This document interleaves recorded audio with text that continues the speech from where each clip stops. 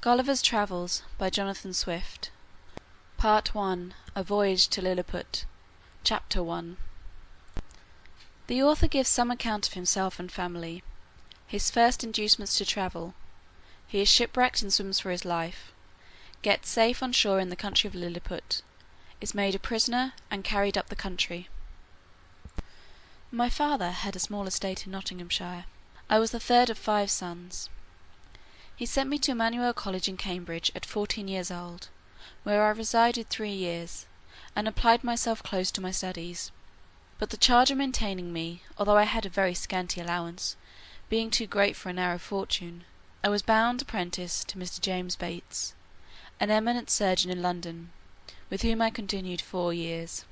My father now and then sending me small sums of money, I laid them out in learning navigation, and other parts of the mathematics, useful to those who intend to travel, as I always believed it would be, some time or other, my fortune to do.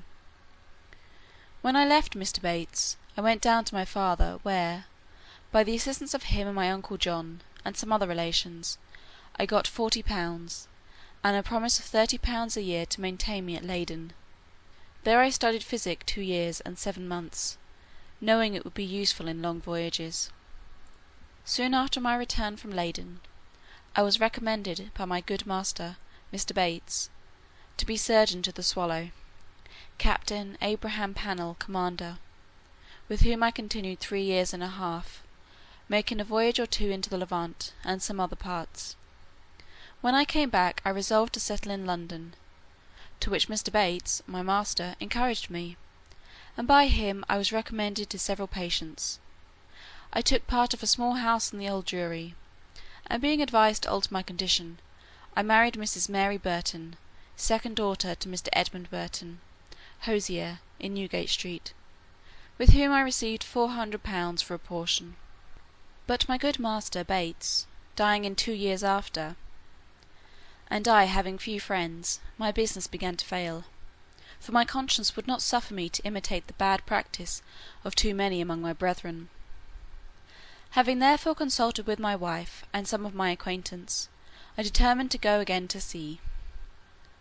I was surgeon successively in 2 ships, and made several long voyages, for 6 years, to the East and West Indies, by which I got some addition to my fortune. My hours of leisure I spent in reading the best authors, ancient and modern, being always provided with a good number of books, and when I was ashore, in observing the manners and dispositions of the people, as well as learning their language, wherein I had a great facility by the strength of my memory. The last of these voyages not proving very fortunate, I grew weary of the sea, and intended to stay at home with my wife and family. I removed from the Old Jewry to Fetter Lane, and from thence to Wapping, hoping to get business among the sailors, but it would not turn to account. After 3 years' expectation that things would mend, I accepted an advantageous offer from Captain William Pritchard, master of the Antelope, who was making a voyage to the South Sea. We set sail from Bristol, May 4th, 1699, and our voyage was at first very prosperous. It would not be proper, for some reasons, to trouble the reader with the particulars of our adventures in those seas. Let it suffice to inform him, that in our passage from thence to the East Indies, we were driven by a violent storm to the north-west of Van Diemen's Land. By an observation we found ourselves in the latitude of 30 degrees 2 minutes south. 12 of our crew were dead by immoderate labour and ill food; the rest were in very weak condition. On the 5th of November, which was the beginning of summer in those parts, the weather being very hazy, the seamen spied a rock within half a cable's length of the ship, but the wind was so strong that we were driven directly upon it, and immediately split. 6 of the crew, of whom I was one, having let down the boat into the sea, made a shift to get clear of the ship and the rock. We rowed, by my computation, about 3 leagues, till we were able to work no longer, being already spent with labour while we were in the ship. We therefore trusted ourselves to the mercy of the waves, and in about half an hour the boat was overset by a sudden flurry from the north. What became of my companions in the boat, as well as those who escaped on the rock, or were left in the vessel, I cannot tell, but conclude they were all lost. For my own part, I swam as fortune directed me, and was pushed forward by wind and tide. I often let my legs drop, and could feel no bottom; but when I was almost gone, and able to struggle no longer, I found myself within my depth, and by this time the storm was much abated. The declivity was so small, that I walked near a mile before I got to the shore, which I conjectured was about 8 o'clock in the evening. I then advanced forward near half a mile, but could not discover any sign of houses or inhabitants; at least I was in so weak a condition that I did not observe them. I was extremely tired, and with that, and the heat of the weather, and about half a pint of brandy that I drank as I left the ship, I found myself much inclined to sleep.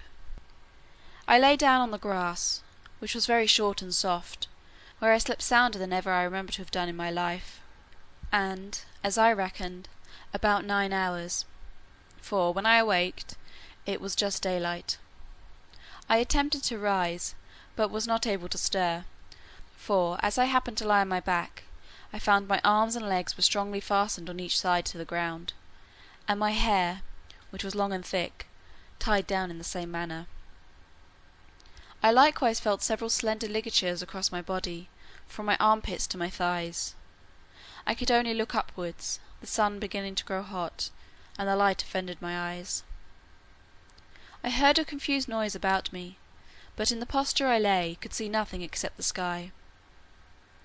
In a little time I felt something alive moving on my left leg, which, advancing gently forward over my breast, came almost up to my chin, when, bending my eyes downwards as much as I could, I perceived it to be a human creature not 6 inches high, with a bow and arrow in his hands, and a quiver at his back.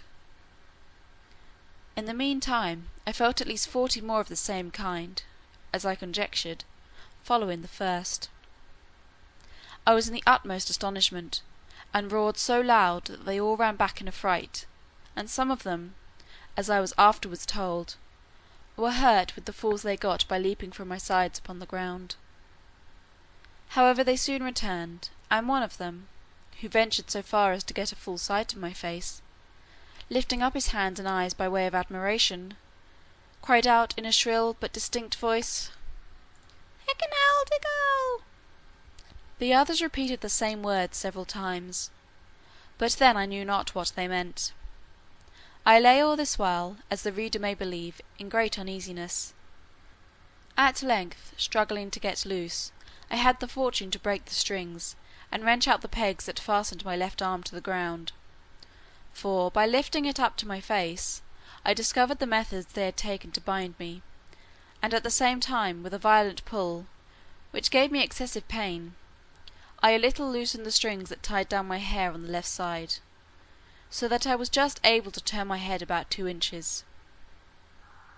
But the creatures ran off a second time, before I could seize them; whereupon there was a great shout in a very shrill accent, and after it ceased I heard one of them cry aloud, "Toggle funak!"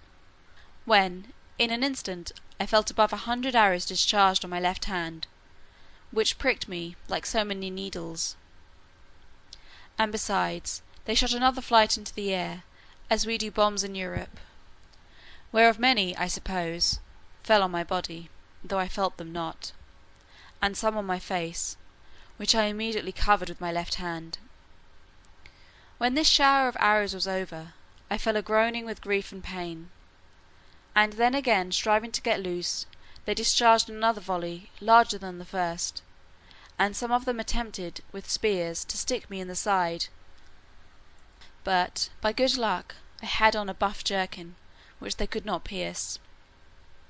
I thought it the most prudent method to lie still, and my design was to continue so till night, when, my left hand being already loose, I could easily free myself; and as for the inhabitants, I had reason to believe I might be a match for the greatest army they could bring against me, if they were all of the same size with him that I saw. But fortune disposed otherwise of me.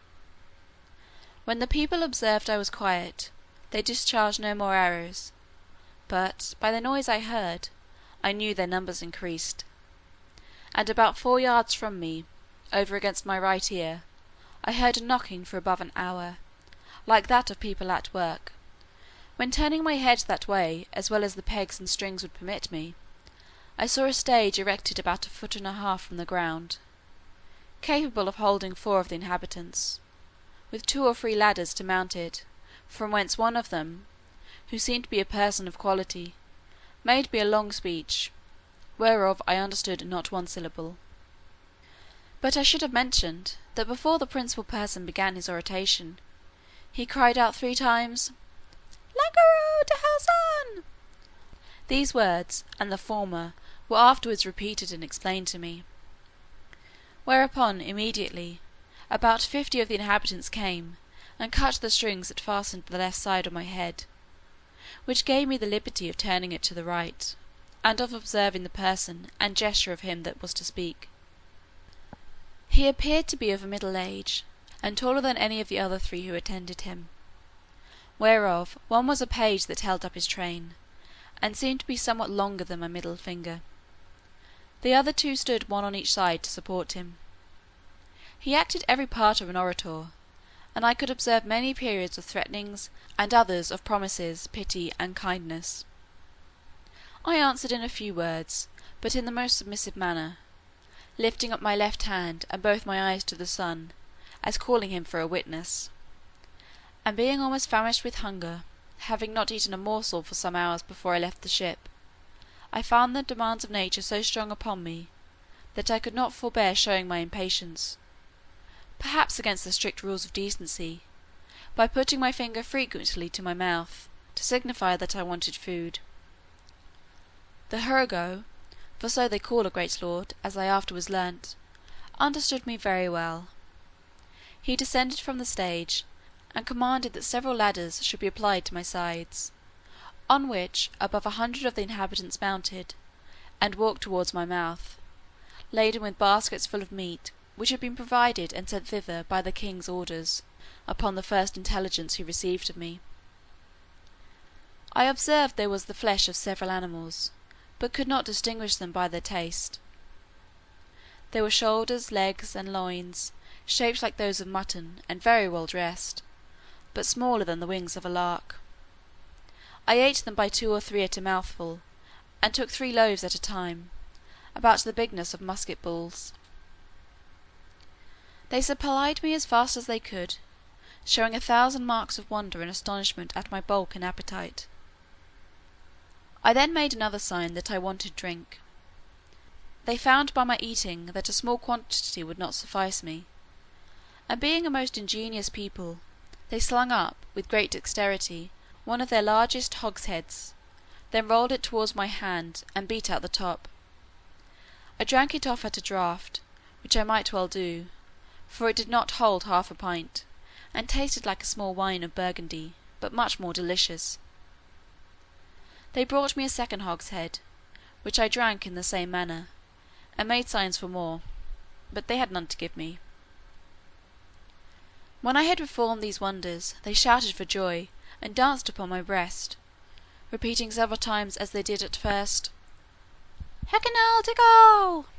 They made me a sign that I should throw down the 2 hogsheads, but first warning the people below to stand out the way, crying aloud, "Borash Mivala!" And when they saw the vessels in the air, there was a universal shout of "Hekinal Diggle!"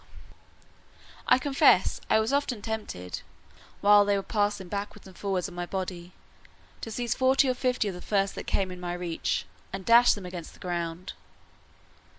But the remembrance of what I had felt, which probably might not be the worst they could do, and the promise of honour I made them, for so I interpreted my submissive behaviour, soon drove out these imaginations. Besides, I now considered myself as bound by the laws of hospitality, to a people who had treated me with so much expense and magnificence.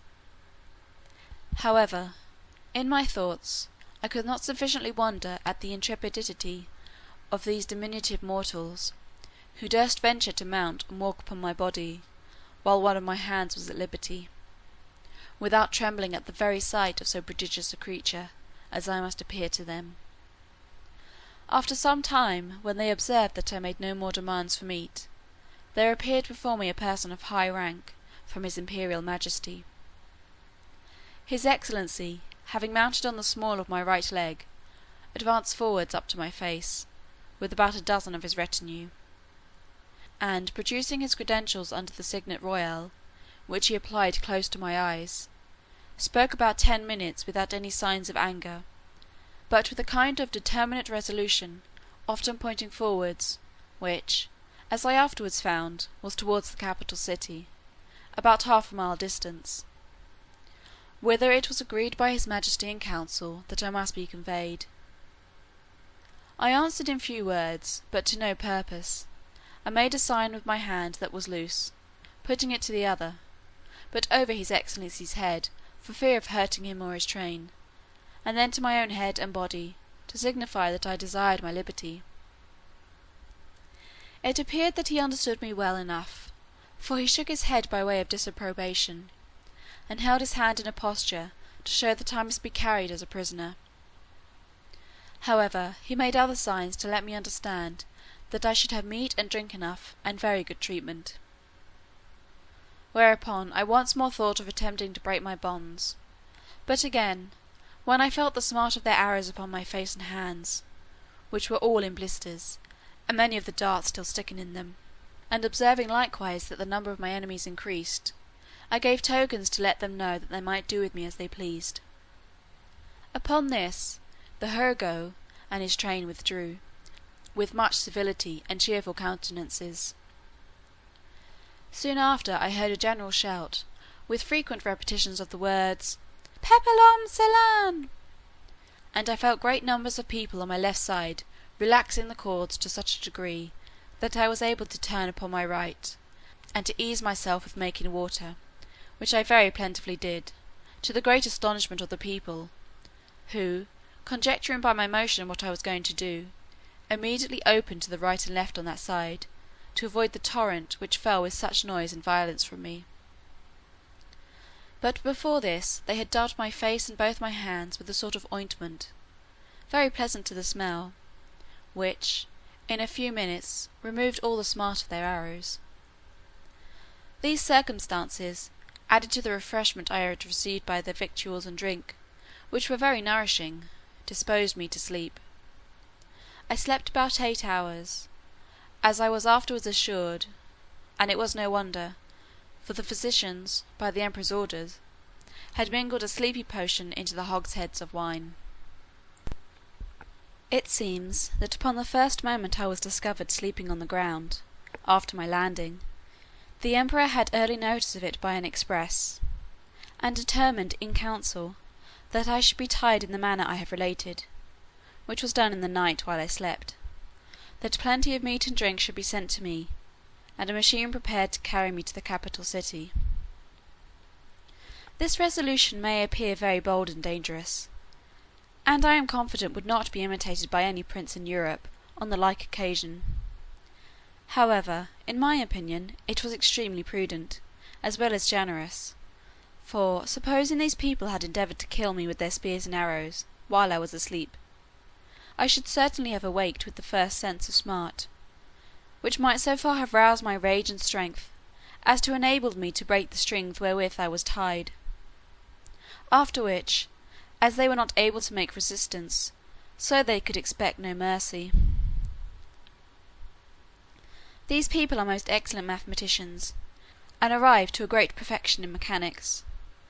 By the countenance and encouragement of the emperor, who is a renowned patron of learning, this prince has several machines fixed, on wheels, for the carriage of trees and other great weights. He often builds his largest men of war, whereof some are 9 feet long, in the woods where the timber grows, and has them carried on these engines 300 or 400 yards to the sea. 500 carpenters and engineers were immediately set at work to prepare the greatest engine they had. It was a frame of wood raised 3 inches from the ground, about 7 feet long, and 4 wide, moving upon 22 wheels. The shout I heard was upon the arrival of this engine, which, it seems, set out in 4 hours after my landing. It was brought parallel to me as I lay, but the principal difficulty was to raise and place me in this vehicle. 80 poles, each of 1 foot high, were erected for this purpose, and very strong cords, of the bigness of packthread, were fastened by hooks to many bandages, which the workmen had girt round my neck, my hands, my body, and my legs.